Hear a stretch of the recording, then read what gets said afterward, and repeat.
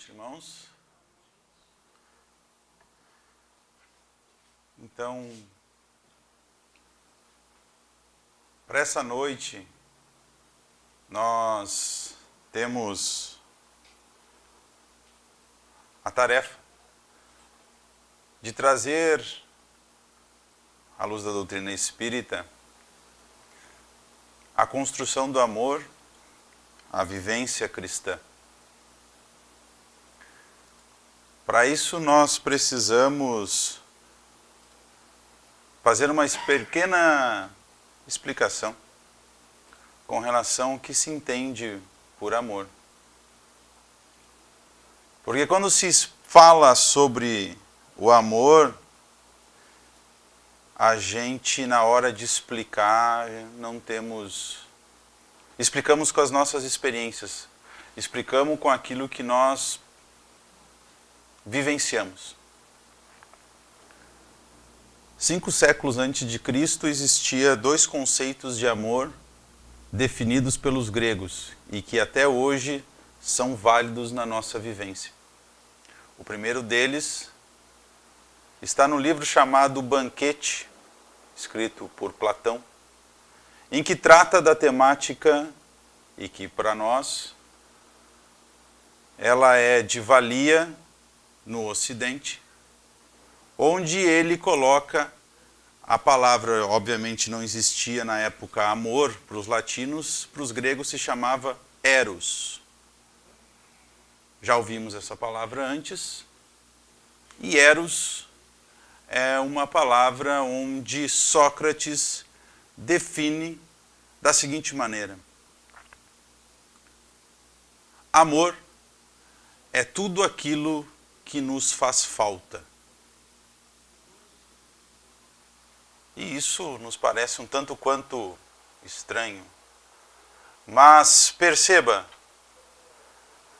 nós amamos aquilo que nos faz falta, aquilo que nós não temos, aquilo que nós desejamos. O desejo, portanto, é o que motiva a nós termos a constante de labor, de inteligência e de energia para conseguir aquilo que temos, para obtermos. Isso é eros. E é por isso que nós encontramos no erotismo, na erotização, tudo aquilo em que nós desejamos, aquilo que nós não temos. Então, o amor platônico é o amor daquilo que nós não obtemos, daquilo que está fora de nós, aquilo que não está na nossa presença.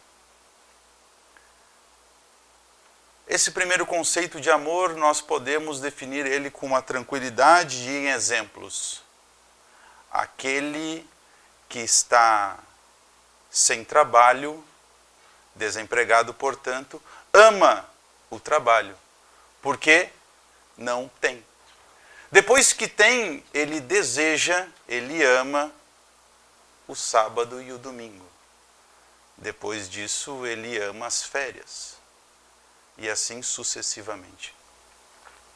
Eros, então, é o primeiro conceito de amor em que nós encontramos em Sócrates. Um dos seus discípulos, posteriormente, vem trazer um outro conceito de amor. E esse amor, ele trata ele como filia. E este discípulo, chamado Aristóteles, vai dizer em que ama-se aquilo que está presente, não aquilo que falta. Não aquilo que está longe e distante, mas aquilo que está na nossa presença, aquilo que nós temos, aquilo em que nos acompanha. Filia, portanto, é aquilo em que nós, ao contemplarmos da nossa presença, nos alegra.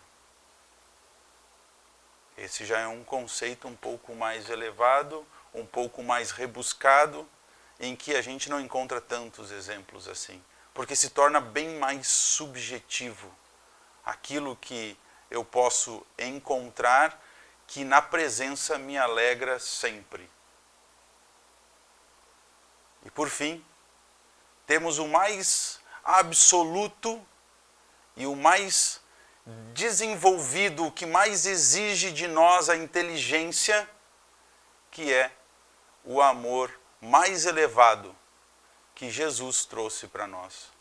Aquele em que nós nos empenhamos para fazer, sem troca de nada, sem desejo pela falta, nem pela presença. Simplesmente fazer por fazer.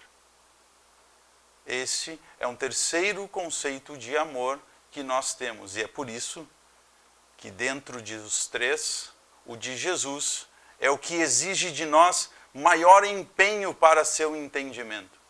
E não é à toa que todas as religiões se empenham para tal fim. Esse amor é um amor transcendente, é um amor aonde o ser não faz simplesmente por buscar privilégios ou respostas ou aplausos. É o contrário. Ele faz para a alegria do outro, para a satisfação do outro, para o bem-estar do outro. E tudo que nós encontramos em Jesus, a partir deste conceito de amor, está voltado ao próximo, nunca a si. Essa é a diferença entre os três conceitos de amor que no nosso globo, no nosso orbe, principalmente no Ocidente, nós encontramos. Esse amor mais elevado. Para que nós consigamos desempenhar um papel na nossa civilização, precisamos saber, ao longo da nossa existência, em qual dos três níveis nós nos encontramos. E aí nós percebemos aonde e como poderei eu desempenhar o meu papel para uma melhora ou não. Preciso eu saber o que desejo. O doente deseja a cura. Só que na presença de um cego que deseja a visão, nós que enxergamos não desejamos ter a visão, porque a presença permite com que nós não desejamos aquilo que nós temos. Mas também não nos vangloriamos de termos a visão. E por mais que seja complexo o sistema da nossa vida, nós vemos inclusive aquilo que nós não deveríamos. Ouvimos aquilo que nós não deveríamos e falamos aquilo que nós não deveríamos. Só a presença não basta então para amar. O que então? Quais são os referenciais que nós encontramos para isso? Encontramos em Cristo. Mas mesmo assim, isso não basta.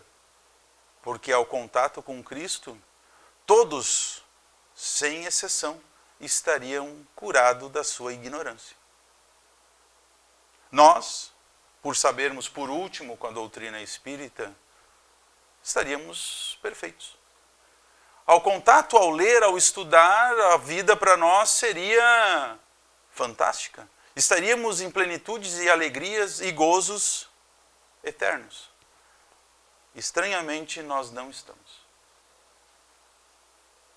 E mais, a história nos mostra que todos aqueles, sem exceção, passaram por tormentas fantásticas ao seguir o Cristo.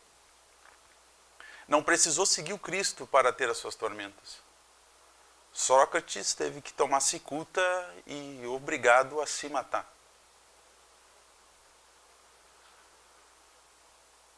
Andando um pouquinho mais para frente, a gente vai encontrar numa obra chamada Paulo e Estevão, uma personalidade que se chama Estevão. E ele não conhecia Jesus. E as ações em que ele fazia eram de acordo com o cristianismo. Mas ele não conhecia Jesus. Os preceitos que Jesus trazia. Perceba então, meus irmãos, que saber que o Cristo existe e os ensinamentos não bastam para o homem fazê-lo. E Jesus ratifica esta sentença. Ele diz assim: não é o que sai da boca, não é o que entra pela boca que dignifica o homem, é o que sai dela, pois revela o que está no coração. Ou seja, aquilo que se diz, aquilo que se faz é que revela quem é. Eu posso conhecer Jesus e continuar aplicando as coisas ao meu bel prazer e mesmo assim não fazer a mínima diferença nas minhas atitudes. Outro exemplo, ele diz assim aos fariseus: são túmulos caiados, brancos por fora, mas podre por dentro. Ou seja, não adianta conhecer as leis, e as leis são judaicas na época, e continuar fazendo o que fazem. Não é possível.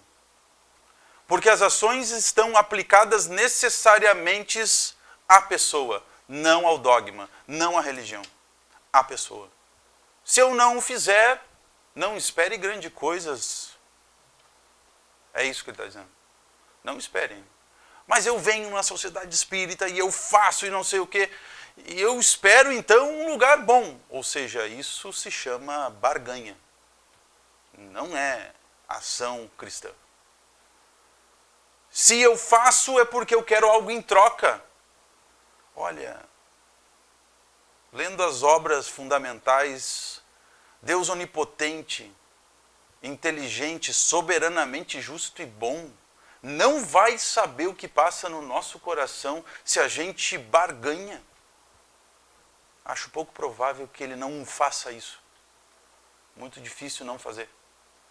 E saber que nós negociamos. Nós fizemos em troca de algo. E é por isso que o amor ágape, que é o mais transcendente amor em que Jesus nos coloca na terra, pede para que nós façamos, sem nada em troca. Pegando Estevão, que foi apedrejado, a sua morte foi dolorida por ser cristão, aplicando este amor ágape, nós já encontramos certos personagens da história que sofreram com saber e aplicar o amor ágape. Não muito distante, vamos encontrar alguns dos apóstolos, e com certeza, dos 12, apenas um morreu de velho. Todos os outros morreram sob tortura, sob pena, por serem cristãos. O primeiro deles é Pedro, crucificado de cabeça para baixo, onde é o atual Vaticano. Lá é onde ele morreu. Encontraremos no Ato dos Apóstolos Paulo decapitado. Encontraremos André esfolado vivo.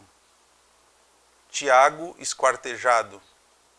Mateus jogado ao mar dentro de um saco. Ora, irmãos, não são coisas muito boas em nome do Cristo. Na terra, aparentemente não são muito legais o que ocorre. E que recado isso quer nos dar? O que quer dizer isso, já que os cristãos não tiveram essa oportunidade? Nós vamos encontrar em que estas personalidades mostram exatamente o que Cristo veio fazer aqui. Inclusive ele morreu, né? A transcendência do eu, ela é necessária para que eu possa, de alguma forma, diminuir-me para que o outro engrandeça. Os últimos serão os primeiros, usando a referência bíblica. Ou seja, eu preciso calar-me. E esse calar não é a boca, é calar o coração. Calar. Fazer com que o outro se engrandeça. E essa capacidade, ela é destinada a todos nós. A questão é quanto nós percrustamos os nossos corações para tal fim. O quanto nós somos laboriosos para tal fim. Encontraremos o verdadeiro espírita pelas obras que fazem, pelas suas forças que aplicam para dominar a si mesmo. É o que nós encontramos no Evangelho. Ou seja, é o quanto eu consigo dominar e aplicar os exemplos. É a minha capacidade de desenvolver algo que não é nato em mim. E quando erro, eu preciso ser um bem-aventurado aos humildes e pedir desculpa. E a pessoa talvez nem entenda por que está pedindo desculpa, mas tu sabe o porquê. E é essa a diferença que vai fazer com que nós ficamos esforçosos a aplicar aquilo que Jesus nos ensinou. De todas as religiões que passaram pela Terra, sendo a última nossa aqui, a doutrina espírita, ela nos explica, vem dizer das vidas sucessivas e vem trazer a boa nova, já podendo explicar um pouco a mais do que aqueles no passado. E ao encontrarmos qualquer passagem do Evangelho,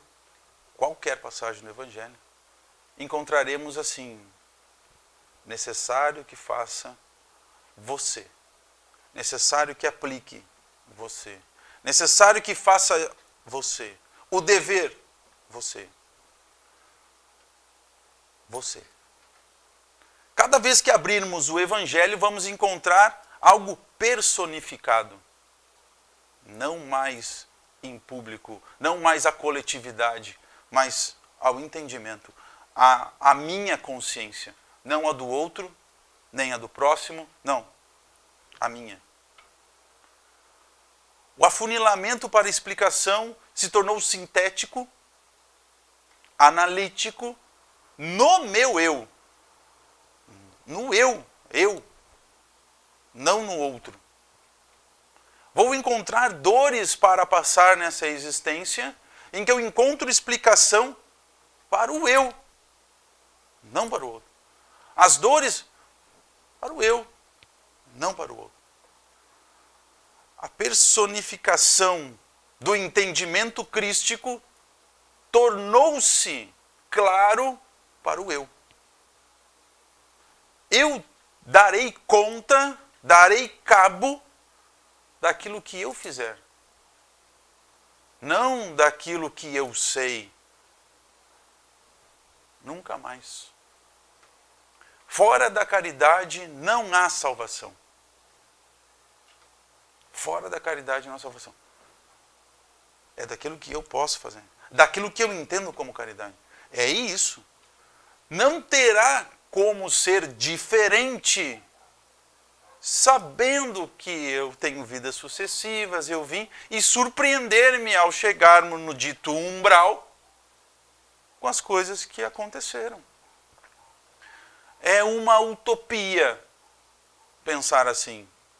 Como eu, um espírito aqui, palestrante, estou aqui no umbral? Pois é, não é isso que a doutrina diz. É onde mais dói. É onde mais dói. É onde a gente tem que atuar. Não é onde é fácil. Não, é onde mais dói. E aonde mais dói? É no lar.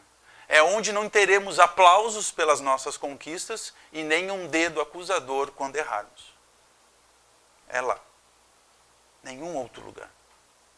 Naqueles que se juntaram em vidas sucessivas por problemas do passado que não foram resolvidos e agora precisam passar.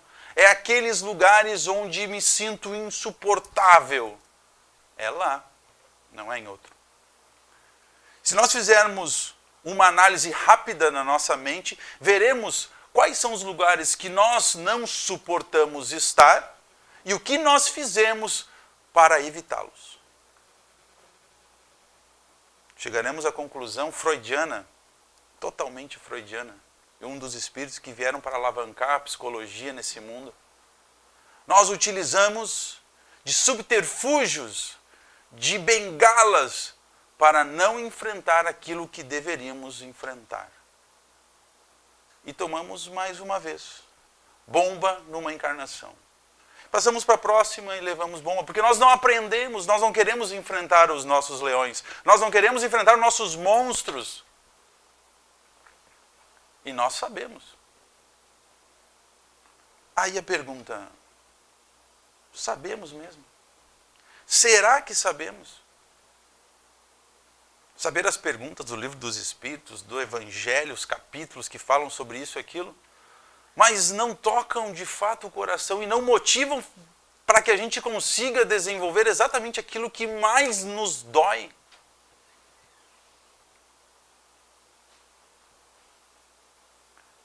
Encontramos na coragem da fé a resposta. No Evangelho, a coragem da fé.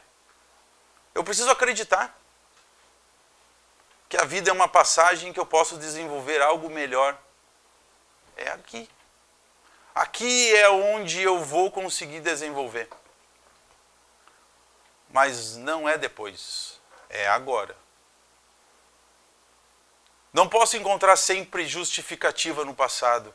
E não posso colocar as minhas esperanças no futuro. Deixa para a próxima. Isso é coisas de outras. A gente deixa assim e vamos me levando. A vida não é assim. A vida ela é muito maior que isso. A vida pede para que nós tenhamos propriedade da inteligência que Deus nos deu. No cérebro que nós temos, exige de nós a capacidade de fazermos diferente. Custe o que custar. As dores que trouxer, olha, sendo cristão, olhando para a história, não foram flores para os cristãos. O que eu espero? Flores? Se eu estou em flores, alguma coisa está errada. Certo que está errado. Se as coisas estão andando bem, tem alguma coisa errada. O mundo é de provas e expiações. A felicidade não é deste mundo. Alguma coisa está errada. O que eu não estou vendo? O que não está me levando para frente? O que está fazendo com que eu fique estagnado? Tem alguma coisa de errado. O mundo está tão colorido, as coisas estão fechando tudo para mim. Alguma coisa está errada. Não pode ser. O que é? O que o mundo me mostra que eu não vejo? O Cristo nos fala disso. E nós encontramos no Livro dos Espíritos a pergunta: onde está escrita a lei de Deus? Eles respondem: na consciência. E que consciência é essa? Se o psicopata faz o que faz, não pode ser a consciência racional. Muitos, na sua grande maioria, é muito inteligente. Não é na consciência racional. O que é então? Que consciência é essa? Encontramos em outra personalidade que não era cristão, Apolônio de Tiana. Foi um cara que viveu no ano de 34, nasceu em 5 depois de Cristo, 34 desenvolveu e foi até 95 depois de Cristo. Esse cara nasceu em Tiana, perto de Éfeso, e desenvolveu uma gama de pensamentos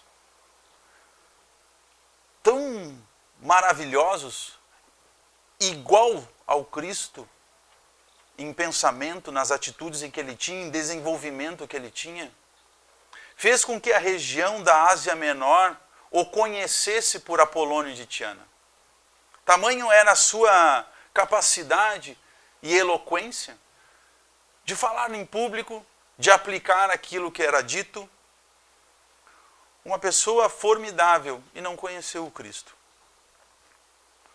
Ou seja, não era necessário para que ele visse o reino dos céus. E com certeza o reino dos céus dele não era esse que nos pintam. Era um outro.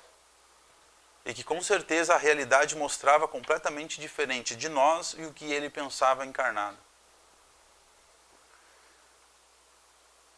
Esse relato está na Revista Espírita de outubro de 1862. Kardec fala muito sobre Apolônio de Tiana. Tanto é que ele, ao desencarnar, tamanha a sua elevação, é um espírito que, assim como Ismael no Brasil, é para a Grécia. Ele que coordena o país. É o seu mentor espiritual. Preciso eu conhecer Jesus? Se está na consciência? Se conheço Jesus, por que eu não a aplico? Por que eu não tenho a energia? Só vir.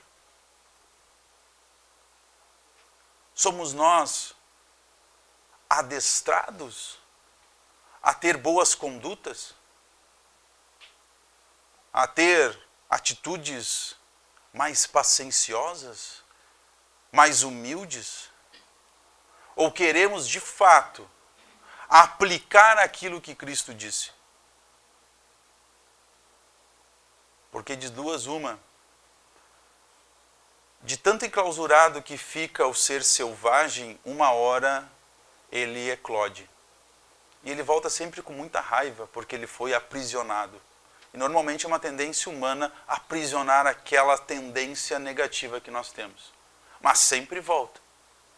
Sempre volta. Nós ficamos envergonhados depois das nossas atitudes. Porque o bicho foi aprisionado. O bicho é nosso. Aquilo lá faz parte de mim. Não é um ser diferente de mim. Aquele bicho que eu tenho vergonha das atitudes que faz, é eu. Mais uma vez eu tenho que citar Sócrates, porque ele diz: conhece-te a ti mesmo. Conhece os bichos que tem. Conhece aqueles que te fazem ter vergonha. E saiba, esse sou eu. O cristão não pede para que nós nos escondamos. O verdadeiro cristão não pede para que nós venhamos aos nossos encontros sociais, religiosos, familiares, com a postura de máscaras, utilizando uma linguagem psicológica. Não. O cristão se mostra como ele é. Se aqueles que se mostraram como ele é, como o são aqueles apóstolos, nenhum deles teve uma vida muito fácil. É 30 minutos, né? 45. Então tenho mais algumas histórias para contar. O primeiro profeta que surgiu depois de Moisés, na Bíblia, foi chamado Samuel. Samuel ele está no livro de Reis, do Antigo Testamento. E ele foi um cara, livro de Reis não, livro de Samuel mesmo. Mas ele se encontra-se em Juízes também, porque ele foi o último juiz da terra de Judá. Esse cara era um cara atormentado. Ele era um cara historiador, um cara que estudava. E ele tinha o dom da profecia. Só que era um cara atormentado para a sua época. Assim como todos os desajustados perante a sociedade e altamente cristãos perante a divindade. Nós encontramos os desajustados na Terra, hoje em dia, como o Divaldo. A gente tem na história o Chico, Madre Teresa de Calcutá, Gandhi, são desajustados perante a Terra. Porque eles vieram trazer um desconforto. Para quem? Para os ignorantes. Jesus era um desajustado para a Terra? Sim, era. Ele trouxe um desconforto para aqueles ignorantes? Tanto é que mataram ele. Nada diferente dos profetas. E esse também era um desajustado. Ele não conseguia, não se conformava com a situação pedante que estavam vivendo aqueles hebreus. Encontramos um outro, que também está no livro no Velho Testamento, e esse é mais conhecido porque nós usamos como paciência, a paciência de Jó. Jó foi um dos seres mais ricos que existiram na Ásia. Ele tinha mais de 5.000 cabeças de gado, a família era totalmente harmoniosa e temente a Deus. Porém, na história bíblica, Deus estava desapontado com o globo, porque não existiam mais cristãos. Então, não podia ser cristão, na época no Velho Testamento não existia cristão. Não tinha os tementes a Deus, os judeus. Então o diabo vem no seu ouvido e diz para ele assim, olha, vamos acabar com tudo. Vamos fazer um novo dilúvio aqui. Vamos arrasar com isso aqui. E ele disse, não. Faz o seguinte. Tu vê só como as coisas, a gente começa a interpretar, começa a estudar e começa a ver algumas coisas. Até o diabo era mandado por Deus. Porque diz assim, Deus, desce lá e procura, se tiver um cristão, me avisa. E ele encontrou Jó. E avisou Deus. Aí o diabo diz, encontrei. Eu encontrei um cara. Engraçado que ele não mentia para Deus, né? E era mandado. E aí ele diz o seguinte, vai, vamos testar esse cara aí. Vamos testar mesmo para ver se ele é de fé. Aí Deus diz assim, ó, é o seguinte, tu até faz tudo, mas não o mata. Matar eu não te permito fazer. E o diabo não matou ele. Mas fez de tudo. Acabou com a família, ele perdeu os bens, foi viver numa caverna. E as cartas de Jó, que é o que está no livro, conta o quanto ele era tentado a blasfemar contra Deus. Era a maior dor dele. A blasfêmia, por que me tentas, Senhor, blasfemar contra ti? Tamanho eram as torturas, né? Ele passou por rancenias e perdeu todos os dentes. As hienas vinham a comer um pedaço da sua carne. Ou seja, uma pessoa alinhada com Cristo e totalmente desalinhada com o mundo não pode encontrar flores na terra. É muito difícil. Chico, a biografia dele é contada aos borbotões, não teve uma vida muito simples, muito tranquila. Divaldo também não.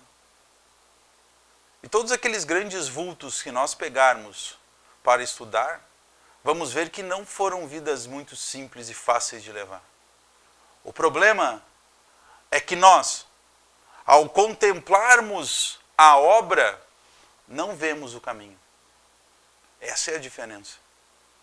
Nós não vemos o percurso do ser para chegar onde chegou.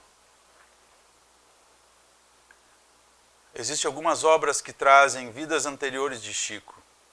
Uma delas é Semíramis. Teve o poder e o mando. Não teve uma vida simples no Império Babilônico. Mas para chegar a ser esse ser que nós admiramos hoje, teve muitas encarnações em que teve que submeter ao seu próprio orgulho. Encontramos então, e percebemos, que as dificuldades desse mundo fazem com que nós tenhamos a plena capacidade de desenvolver o que aprendemos. E aí entramos com a mesma frase de Jó, por que tentas? Por que, Senhor, tenta?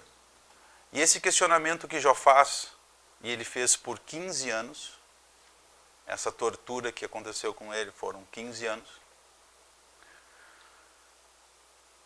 é um questionamento psicológico, em que ele pensa em si, Deus não tem nada a ver com isso.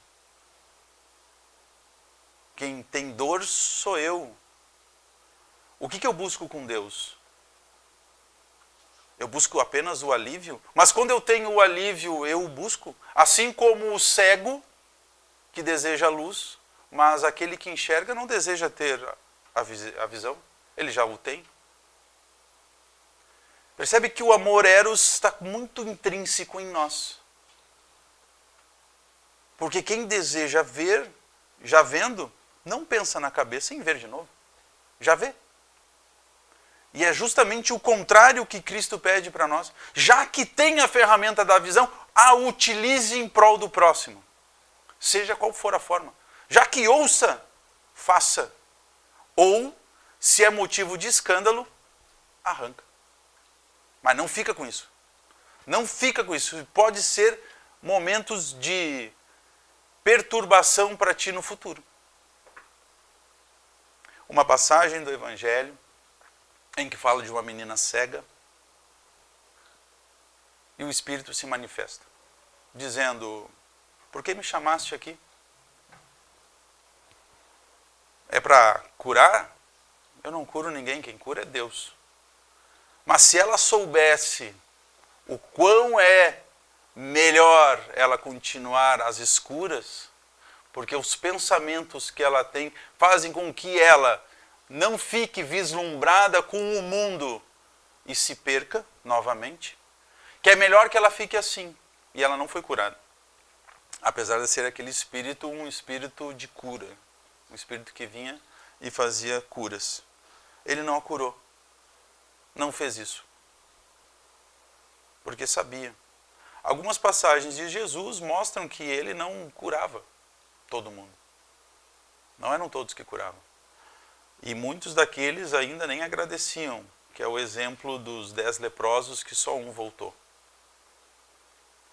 Perceba, meus irmãos, que muitas das coisas que nós temos, mesmo nós tendo, não valorizamos muito. Nós não temos essa perspicácia de enxergar aquilo que temos pela presença. E estamos falando apenas do amor filia de Aristóteles. Não chegamos no amor ágape de Jesus, que é muito mais erudito, muito mais refinado, tem muito mais coisas para ser. Transitamos entre os dois, entre o desejo da falta e aquilo que nós muitas vezes amamos pela presença. Ficamos ali, entre dois. Mas o terceiro, que é o melhor, que é o maior, que é o que nos compete por estudarmos, desenvolvermos, aplicarmos, que é o amor ágape de Cristo, este sim. Esse exige de nós competência. Competência. Se sabemos que as vidas são sucessivas, são N oportunidades, não são o meio para que eu, já sabendo que daqui não saio, tudo é transitório, tudo é fugaz, tudo passa, nada fica, é uma impermanência atrás da outra. O que posso eu fazer? Ser impermanente também. Deixar aqueles vícios que eu tenho para fazer algo diferente. O que exige de nós? Uma coisa. Atenção. Eu preciso estar atento às minhas inclinações. Eu preciso estar atento às minhas ações. Eu preciso estar atento a mim. Isso é egoísmo? Não. Isso é saber quem és. Só. Porque todo o resto a gente já está careca de saber. Mas não temos um calo nas mãos para fazer aquilo que o Cristo nos pede. Quando André Luiz descobriu que era pelo meio da oração em que ele iria ser aliviado das suas dores, ele fez a oração. Seja lá o tempo que demore para cada um de nós. No caso de André Luiz, foram 8 anos. Ele se ligou, 8 anos. Era um médico, estudado, E demorou 8 anos para perceber que era uma oração sincera que fazia com que ele se libertasse. Mas a oração sincera foi apenas o meio. Ele precisava sentir na alma para fazer a oração. O que nós encontramos? A oração sincera e a nossa alma fria e dura. Não pode ser uma oração sincera. Pode ser uma oração bonita. Sincera, não, nem perto. A oração sentida, ela vai da alma. Vem lá de dentro. Não vem das palavras belas. É isso que fez que André Luiz chegasse a encontrar a luz. Poderíamos encontrar ela em um mês, uma semana ou uma hora depois do nosso desencarne? Sim. Desde que ela for sentida. E esse sentida é no sentido literal da palavra. Eu preciso saber a minha pequenez. Eu preciso perceber o quanto me dói ser o que sou. Enquanto isso não ocorre, eu continuo sendo sempre voltado ao eu. Sempre voltado ao que eu sou. Aquilo que eu tenho, aquilo que eu desejo. E eu continuo. Apenas a existir. Um literário inglês chamado Oscar Wilde diz uma frase mais ou menos assim. Muitas pessoas, a maioria delas existem. Poucas vivem. O que ele quer dizer com isso? Muitos de nós existimos. Reagimos ao despertar do celular de manhã e na reação a gente aperta ou soneca ou parar. Depois de uns 2 sonecas a gente levanta, escova os dentes, toma a roupa, desce, toma um café, bate o ponto, trabalha, bate o ponto, volta para casa, faz comida, olha a TV, vê uma sociedade espírita. É sistemático. Isso é existir. Eu sigo uma existência. Eu ocupo lugar e espaço no meio em que vivo. Viver é diferente. Viver é saber que segunda-feira dói demais, velho. Levantar no frio do sul. É medonho e chove. E se diz assim, mas é muito saco. Mas eu preciso ir, velho. É o que eu preciso. É o que eu preciso. Eu não estaria aqui se não fosse por isso. Eu tenho que aprender. Em algum momento isso vai sorrir para mim. Um dia isso vai sorrir. Mas não é agora. Talvez o próximo segunda-feira. Mas eu dialogo comigo mesmo. E eu pego o trânsito e eu... Nossa, cara, aquilo ali. E o chefe. Mas eu dialogo comigo. Eu tô brabo, mas eu preciso... O que eu aprendo na sociedade, o que eu aprendo nos livros, o que eu aprendo com meus colegas. Eu preciso de diálogo. E eu vou me dialogando. A minha vida eu fico dialogando. Eu não fico reclamando, porque seria um estado de reação a algo que eu não quero. Aí eu estou na categoria de existir. Eu vivo. É necessário que um ente meu morra, porque ninguém fica para semente. É a vida. É necessário que isso ocorra. E eu não quero sentir a dor. Eu vou tomar um remédio. Para que isso passe e quando o tempo passar, eu paro de tomar um remédio, eu não fico grogue e tudo bem. Eu não sinto aquela dor da perda. Eu não quero sentir isso. Eu existo. É uma exigência da vivência passar pelas perdas. É normal da vida passar pelas perdas.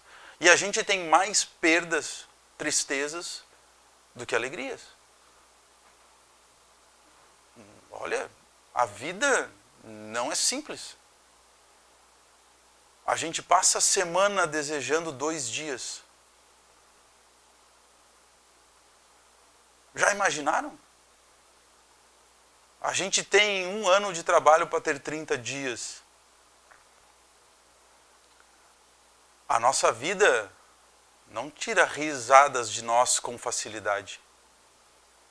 Nós temos contas, dores, nós não passamos em gozos e alegrias muitas horas. Não dá para contar nos dedos assim, a varrer. Mas as dores, nossa, a gente tem muitas nos dedos para contar, muitas histórias para contar. Perceba, meus irmãos, em que a vida não é muito simples. A vida exige de nós uma competência muito grande para que tenhamos a coragem de encontrar alegria nas dores. Encontraremos um capítulo recheado disso, que é o último do Evangelho, das preces, em que fazendo com que nós encontramos lá refúgio para as nossas más inclinações, para os nossos obsessores. E a gente acha que os nossos obsessores são inimigos nossos. Nunca foram. Nós os treinamos muito bem e depois viemos reencarnar. Eles só vieram aplicar aquilo que nós treinamos para fazer. Só nós. Eles estão lá.